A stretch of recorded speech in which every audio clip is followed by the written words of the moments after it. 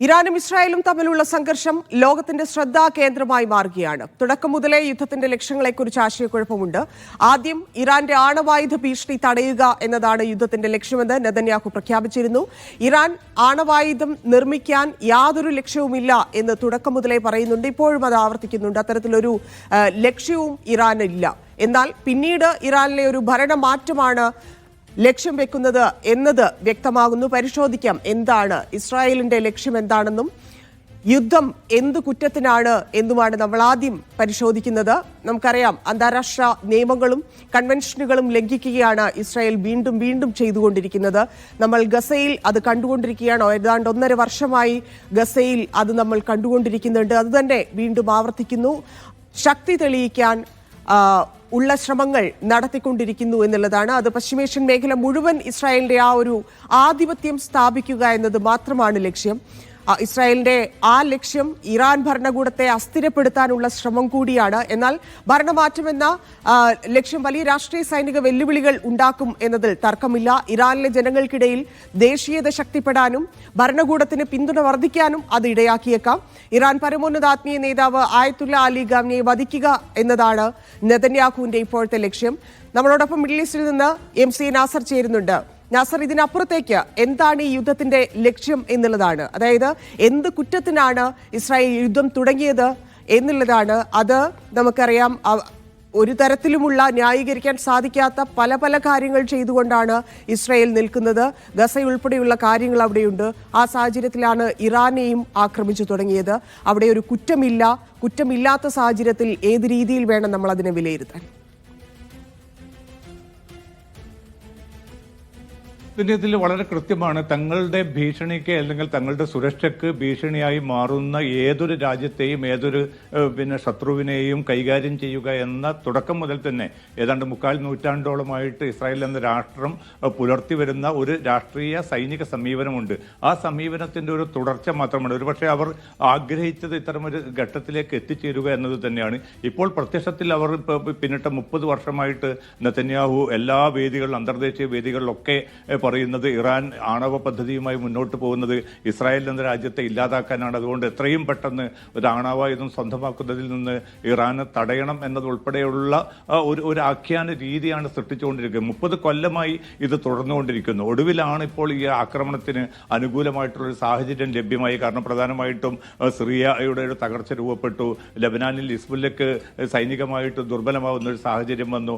അതോടൊപ്പം തന്നെ മേഖലയിലെ ഇറാന്റെ ഒരു സ്വാധീനം സൈനികമായിട്ട് കുറഞ്ഞ ഒരു സാഹചര്യത്തിൽ ഏറ്റവും മികച്ച സന്ദർഭം ഇതാണ് എന്ന് കണക്കുകൂട്ടി തന്നെയാണ് ഈ ഒരു ആക്രമണത്തിലേക്ക് പുറപ്പെട്ടിരിക്കുന്നത്. അതുകൊണ്ട് ലക്ഷ്യം എന്നത് ഇപ്പോൾ പലതാണ്. ഇപ്പം കൃത്യമായിട്ട് പറയുന്ന പ്രധാനപ്പെട്ട 2 സൈനിക ലക്ഷ്യങ്ങൾ എന്നത് ഒന്ന് ആണവ കേന്ദ്രം, ആണവ പദ്ധതികൾ പൂർണ്ണമായിട്ടും യുറേനിയം സമ്പുഷ്ടീകരണം പൂർണ്ണമായിട്ടും ഉപേക്ഷിക്കാൻ ഇറാൻ തയ്യാറാകണം. കാരണം അത് ആണവായുധം നിർമ്മിക്കാൻ എപ്പോൾ വേണമെങ്കിലും ഇറാൻ സാധിക്കും. അത് തങ്ങളുടെ നിലനിൽപ്പിന് തന്നെ ഭീഷണിയാണ് ഒന്ന്. രണ്ടാമത്തത് ഇസ്രായേൽ നേതൃത്വം വ്യക്തമാക്കുന്നത് മിസൈൽ ടെക്നോളജി, പ്രത്യേകിച്ച് ബാലിസ്റ്റിക് മിസൈൽ രംഗത്ത് ഇറാൻ വളരെ മുന്നോട്ട് പോയിട്ടുണ്ട്. അതും ആത്യന്തികമായിട്ട് തങ്ങളുടെ നിലനിൽപ്പിന് ഭീഷണിയാണ് എന്നാണ് പറയുന്നത്. പക്ഷെ അതൊക്കെ മറികടന്നുകൊണ്ട് ഇപ്പോൾ പിന്നിട്ട് ഈ 7 ദിവസമായി തുടരുന്ന യുദ്ധത്തിന്റെ ഘട്ടത്തിൽ നെതന്യാഹുവും അതോടൊപ്പം തന്നെ സയനിസ്റ്റ് സർക്കാരും വ്യക്തമാക്കുന്നത് ഒരു ഭരണകൂട മാറ്റം ഇറാനിൽ വരേണ്ടതുണ്ട്.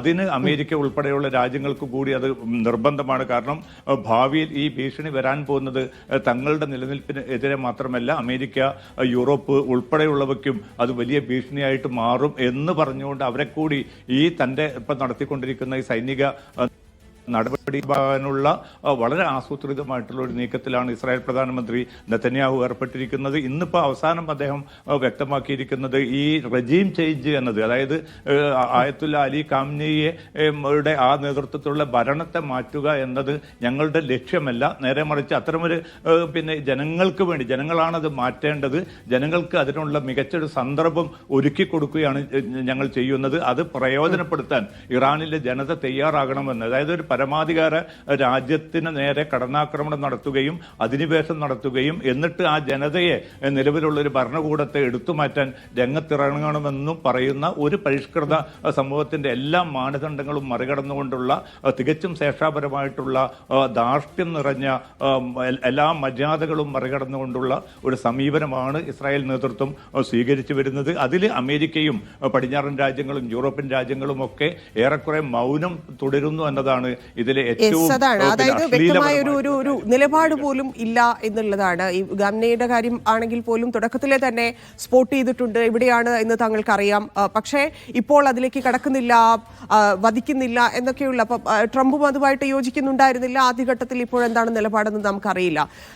യുദ്ധം ഇത്ര ദിവസമായി, ഒരാഴ്ചയായി തുടരുന്ന യുദ്ധമാണ്. ആ യുദ്ധം വഴിമാറുന്നുണ്ടോ എന്നാണ് നമുക്ക് പരിശോധിക്കേണ്ടത്. ആരൊക്കെ ഇടപെടുന്നു പുതുതായി ഇതിനുള്ളിൽ എന്നതുകൂടി പരിശോധിക്കുന്നു. അമേരിക്കയുടെ ഇടപെടലാണ് നമുക്കറിയാം. ഇപ്പോൾ ഏറ്റവും കൂടുതൽ ചർച്ചയാകുന്നത് അതാണ്. അമേരിക്ക പ്രത്യക്ഷത്തിൽ ഉണ്ടായിരുന്നില്ലെങ്കിൽ പോലും എത്രത്തോളം പിന്തുണ ഇസ്രായേലിന് ഉണ്ടായിരുന്നു എന്നുള്ളതിനെ കുറിച്ച് നമുക്കറിയാം. അപ്പോൾ ഈ സംഘർഷത്തിലേക്ക് അമേരിക്ക കൂടി ഇടപെടുന്നു എന്നുള്ളതാണ്. പോർക്കളത്തിലേക്ക് ചൈന യുദ്ധായുധങ്ങളുമായി എത്തുന്നുവെന്ന റിപ്പോർട്ടുകൾ വരുന്നുണ്ട്. ഇറാന് വലിയ സപ്പോർട്ട് ചൈന ചെയ്യുന്നുണ്ട്. ഈ 48 മണിക്കൂറിനുള്ളിൽ 2 ചൈനീസ് കാർഗോ വിമാനങ്ങൾ ഇറാനിൽ ലാൻഡ് ചെയ്തു എന്നൊക്കെയാണ് ഫ്ലൈറ്റ് റഡാർ ഡേറ്റ വ്യക്തമാക്കുന്നത്.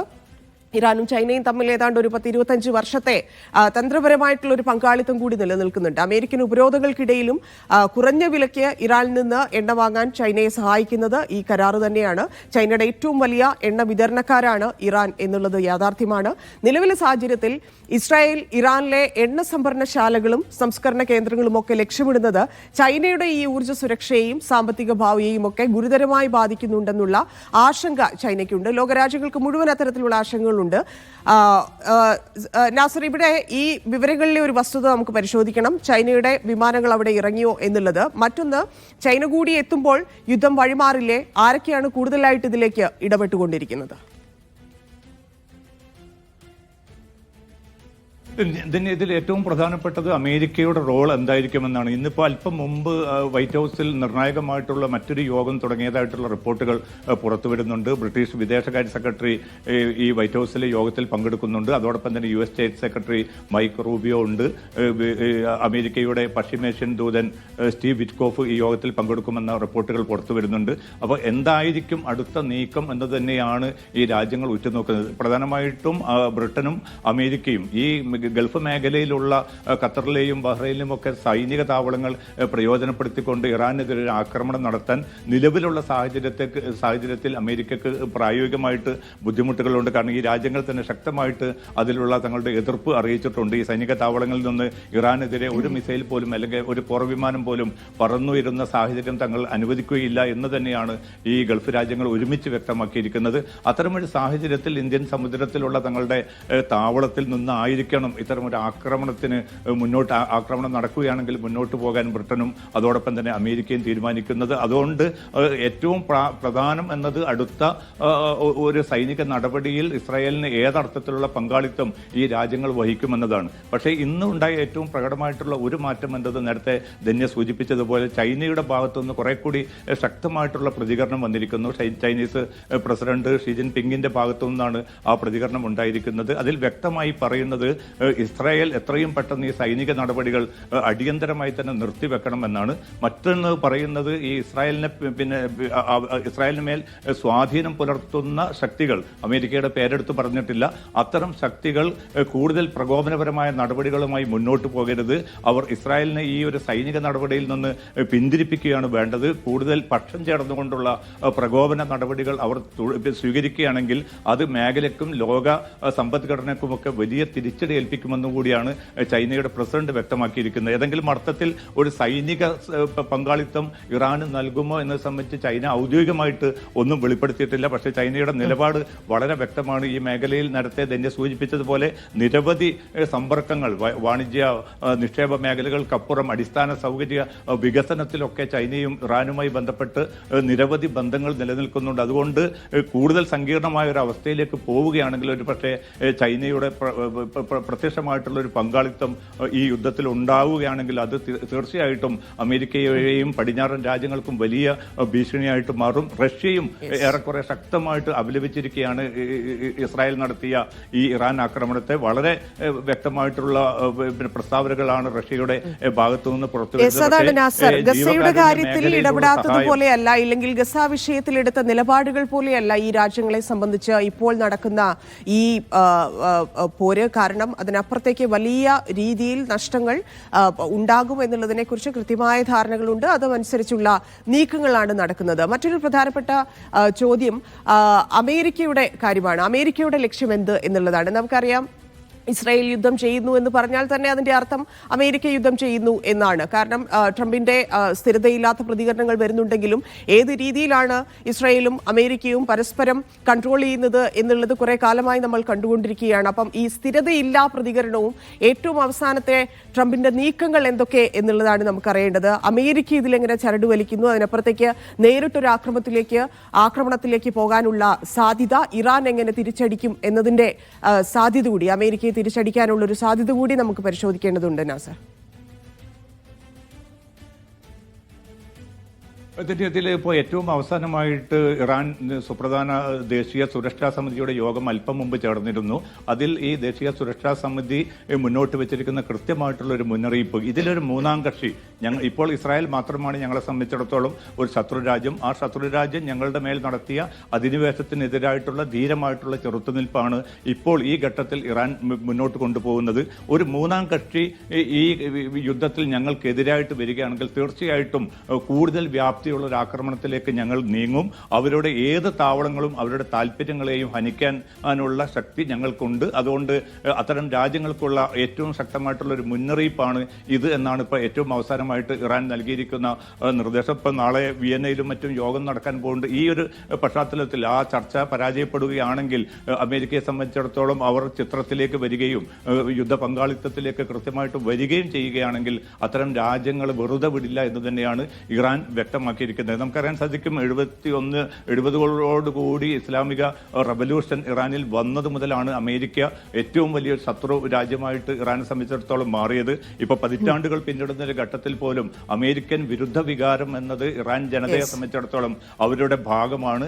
അതിൽ പിന്നെ ഇടിവ് സംഭവിച്ചു എന്നതൊക്കെ നേരെയായിരിക്കും. സമീപകാലത്ത് ഭരണകൂടത്തിനെതിരായിട്ടുള്ള നിലപാടുകളൊക്കെ ഇറാൻ സമൂഹത്തെ മാറ്റിയിട്ടുണ്ട്. പക്ഷെ എങ്കിൽ പോലും പൊതുവികാരം എന്നത് ഇറാനിലുടനീളം ഇപ്പോഴും നിലനിൽക്കുന്നത് ഈ യാങ്കി വിരുദ്ധ വികാരമാണ്, ഇസ്രായേൽ വിരുദ്ധ വികാരമാണ്. അതുകൊണ്ട് തന്നെ അതിന്റെ വിശദമായിട്ടുള്ള കാര്യങ്ങളിലേക്ക്, ഒപ്പം നമുക്കറിയാം ആണവിഷയങ്ങളിൽ ഇറാനുമായി നടന്നുകൊണ്ടിരിക്കുന്ന ചർച്ചകൾക്കിടയിലാണ് ഇസ്രായേൽ ഈ ആക്രമണം നടത്തിയിരിക്കുന്നതെന്ന്.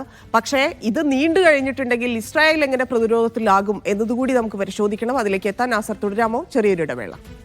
ആദ്യ ദിനം തന്നെയുള്ള ഇറാന്റെ തിരിച്ചടിയിൽ പതറിയതാണ് ഇസ്രായേൽ. ഇസ്രായേലിനെ സംബന്ധിച്ച് ആ രീതിയിൽ ഒരു തിരിച്ചടി പ്രതീക്ഷിച്ചിരുന്നില്ല എന്നത് മാത്രമല്ല, അത് നിരന്തരം ആവർത്തിക്കുകയും ചെയ്തു. സ്വാഭാവികമായിട്ടും ഉണ്ടായേക്കാവുന്ന നഷ്ടങ്ങൾ, ഇസ്രായേൽ പ്രതീക്ഷിച്ച രീതിയിൽ കാര്യങ്ങൾ പോകുന്നില്ല എന്നതൊക്കെ നിലനിൽക്കുന്ന ഒരു സാഹചര്യമുണ്ട്. ഇസ്രായേൽ ഇത് തുടർന്നു കഴിഞ്ഞിട്ടുണ്ടെങ്കിൽ ഇസ്രായേൽ പ്രതിരോധത്തിലാകുമോ എന്നുള്ളതാണ്. ഇസ്രായേലിന്റെ കൈവശം ഈ ആണവായുധങ്ങൾ ഉണ്ടെന്നും സമാധാനപരമായ ആവശ്യങ്ങൾക്കായി പോലും മേഖലയിലെ മറ്റ് രാജ്യങ്ങളൊക്കെ ഈ ആണവ സാങ്കേതികവിദ്യ വികസിപ്പിക്കുന്നത് തടയാൻ ഇസ്രായേൽ എന്തും ചെയ്യും എന്നുമുള്ള അതൊരു വസ്തുതയാണ്, നമുക്കറിയാവുന്നതാണ്. അപ്പൊ ഈ ആണവ വിഷയങ്ങളിൽ ഇറാനുമായി നടന്നുകൊണ്ടിരിക്കുന്ന ചർച്ചകൾക്കിടയിലാണ്, നേരത്തെ ഞാൻ സൂചിപ്പിച്ചതുപോലെ ആ ചർച്ചകൾക്കിടയിലാണ് ഈ ആക്രമണം നടത്തുന്നത്. ഇത് വിശാലമായൊരു പ്രാദേശിക സംഘർഷത്തിന് കാരണമായി പശ്ചിമേഷ്യയെ കൂടുതൽ ആഴത്തിലുള്ള ഒരു അസ്ഥിരതയിലേക്ക് തള്ളിവിടുന്ന സാഹചര്യമുണ്ടായി. കഴിഞ്ഞ കുറേ മാസമായി ഇസ്രായേൽ പലസ്തീനെതിരെ ഏത് രീതിയിലാണ് വംശഹത്യ നടത്തുന്നതെന്ന് നമ്മൾ കണ്ടിട്ടുള്ളതാണ്. ഇറാനെതിരായ ഈ ആക്രമണത്തോടെ മേഖലയിലെ അവരുടെ ഒരു ആധിപത്യത്തിനെതിരായ, അതായത് ഏതൊരു വെല്ലുവിളിയും ഇല്ലാതാക്കാനുള്ള ശ്രമമാണ് ഇസ്രായേൽ അവിടെ നടത്തുന്നത് എന്നത് വ്യക്തമാണ്. പക്ഷേ ഇത് എത്ര കാലം തുടരാനാകും എന്നുള്ളതാണ്. നാസർ, ഇതിങ്ങനെ തുടരാൻ ഇസ്രായേലിന് സാധിക്കുമോ? അത് എത്ര കാലം മുന്നോട്ട് പോകുമെന്നത് ഇസ്രായേൽ ജനതയുടെ നിലനിൽപ്പ്, അവരുടെ ഭാവി സംബന്ധിച്ച സുരക്ഷകൾ, ഇതൊക്കെയുമായി ബന്ധപ്പെട്ട് തന്നെയാണ് കിടക്കുന്നത്. കാരണം നെതന്യാഹുവിനെ സംബന്ധിച്ചിടത്തോളം തൻ്റെതായിട്ടുള്ള കൃത്യമായിട്ടുള്ള രാഷ്ട്രീയ താല്പര്യങ്ങളുണ്ട്. കാരണം പിന്നിട്ട് 21 മാസങ്ങളായി തുടരുന്ന ഒരു യുദ്ധം, അതും തൊട്ടടുത്ത 21 കിലോമീറ്റർ മാത്രം ചുറ്റളവുള്ള ഒരു ഗസക്ക് നേരെ തുടരുന്ന യുദ്ധത്തിൽ പോലും തങ്ങളുടേതായിട്ടുള്ള നിർണയിച്ച യുദ്ധലക്ഷ്യങ്ങൾ നേടുന്നതിൽ എവിടെ എത്തി എന്ന ചോദ്യത്തിന് വളരെ നിഷേധാത്മകമായിട്ടുള്ള മറുപടിയാണ് ലഭ്യമാകുന്നത്. എങ്കിൽ പോലും തങ്ങളുടേതായിട്ടുള്ള ഈ രാഷ്ട്രീയ സൈനിക നീക്കങ്ങളുമായി തന്നെ ഇസ്രായേൽ മുന്നോട്ട് പോവുകയാണ്. അതുകൊണ്ട് അമേരിക്കൻ പങ്കാളിത്തം, അമേരിക്കയും അതോടൊപ്പം തന്നെ മറ്റ് വൻശക്തി രാജ്യങ്ങളും നൽകുന്ന ആയുധവും അല്ലാത്തതുമായിട്ടുള്ള സഹായം, ഇതൊക്കെ പ്രയോജനപ്പെടുത്തിയാണ് ഈ മേഖലയിൽ തങ്ങളുടെ സൈനിക മേൽക്കോയ്മ നിലനിർത്താൻ ഇസ്രായേൽ തുനിഞ്ഞുകൊണ്ടിരിക്കുന്നത്. 1967 സപ്തദിന യുദ്ധത്തിലോടുകൂടി അറബ് മേഖലയിൽ തന്നെ തങ്ങളുടെ അപ്രമാദിത്വം രൂപപ്പെട്ടു. ആ അപ്രമാദിത്വത്തിന് ഒരു വെല്ലുവിളിയായി മാറുന്ന ഇറാനെ കൂടി അമർച്ച ചെയ്താൽ തങ്ങളുടെ മേധാവിത്വം ഇവിടെ അരക്കിട്ടുറപ്പിക്കാം എന്ന ഒരു വിലയിരുത്തലിന്റെ കൂടി അടിസ്ഥാനത്തിലാണ് ഇപ്പോൾ ഇസ്രായേൽ ഈ ഇറാനെതിരായിട്ടുള്ള അത് തന്നെയാണ് ഇസ്രായേലിന്റെ ലക്ഷ്യം. പക്ഷേ അത് ഏത് തരത്തിൽ അവസാനിക്കും എന്നുള്ളതാണ്. വളരെ നന്ദി ഇത്രയും കാര്യങ്ങൾ പങ്കുവച്ചതിന്. എന്തായാലും പോരാട്ടം നീണ്ടു കഴിഞ്ഞിട്ടുണ്ടെങ്കിൽ ഇസ്രായേലിന്റെ കാര്യം പ്രതിരോധത്തിലാകുമെന്നതിൽ മറ്റ് സംശയമൊന്നുമില്ല. ഒപ്പം ഇതേ സമയം തന്നെ അമേരിക്കയിൽ എന്ത് നടക്കുന്നു എന്ന് പരിശോധിച്ചാൽ പാകിസ്ഥാൻ, കഴിഞ്ഞ ദിവസമാണ് പാകിസ്ഥാന്റെ പ്രതിരോധ മന്ത്രിയൊക്കെ ട്രംപ് കണ്ടത്. അത് എന്തിനാണ് എന്നുള്ളൊരു ചോദ്യം നിലനിൽക്കുന്നുണ്ട്. വിളിച്ച് വിരുന്നൊക്കെ കൊടുത്തിട്ടുണ്ട് പാകിസ്ഥാന്റെ പ്രതിരോധ മന്ത്രിയെ. ഒപ്പം തന്നെ ഗൾഫിൽ ഇത് എന്ത് സംഭവിക്കും എന്നുള്ളതാണ്. ഏതൊക്കെ രീതിയിൽ ഇറാൻ ഒരു കടുത്ത തീരുമാനങ്ങളിലേക്കൊക്കെ കടന്നു കഴിഞ്ഞാൽ ഏതൊക്കെ രീതിയിൽ ഇത് ഗൾഫ് രാജ്യങ്ങളെയും മറ്റുമൊക്കെ ബാധിക്കും എന്നുള്ളതുണ്ട്. ആഗോള സാമ്പത്തിക വ്യവസ്ഥയെ തന്നെ ബാധിക്കുന്ന തരത്തിലേക്ക് കാര്യങ്ങൾ നീങ്ങിക്കൊണ്ടിരിക്കുന്നു എന്നുള്ള ആശങ്കയിൽ കൂടിയാണ് ലോകരാജ്യങ്ങളുള്ളത്.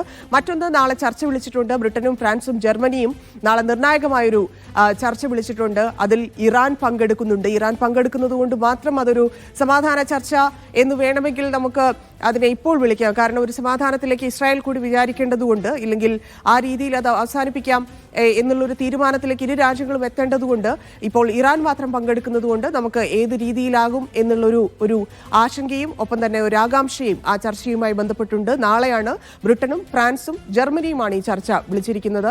മറ്റൊരു പ്രധാനപ്പെട്ട കാര്യം, ഇന്ത്യ കാത്തിരിക്കുന്ന പ്രതിസന്ധികളാണ്. ഇന്ത്യയെ എണ്ണവിലയിലും ഈ സാമ്പത്തികാവസ്ഥയിലുമെല്ലാം എല്ലാ രീതിയിലും ഇത് ബാധിക്കാനുള്ള സാധ്യതയുണ്ട്. ഇന്ത്യ ആർക്കൊപ്പം നിൽക്കുന്നു ഇനിയുള്ള ദിവസങ്ങളിൽ എന്നതുകൂടി വളരെ പ്രധാനപ്പെട്ടതാണ്. വളരെ വലിയ ചോദ്യമാണ്. നമുക്കറിയാം പലസ്തീൻ വിഷയത്തിൽ ഇന്ത്യ എങ്ങനെയാണ്, എന്ത് നിലപാടാണ് എടുത്തത് എന്നുള്ളത്. ഇസ്രായേലിനോട് ഇന്ത്യക്കുള്ള മമത എങ്ങനെയാണ്, ഇല്ലെങ്കിൽ ഏത് രീതിയിലാണ് ആ വിഷയം കൈകാര്യം ചെയ്യുന്നത് എന്നറിയാം. നിലവിൽ നടക്കുന്ന സാഹചര്യത്തെ ഇന്ത്യ എങ്ങനെ നോക്കിക്കാണുന്നു എന്നുള്ളതും വലിയ ചോദ്യമാണ്. അത് സ്വാഭാവികമായിട്ടും നമ്മൾ ഉൾപ്പെടെ കാത്തിരിക്കുന്ന ഉത്തരവുമാണ്. എന്തായാലും ഇന്നത്തെ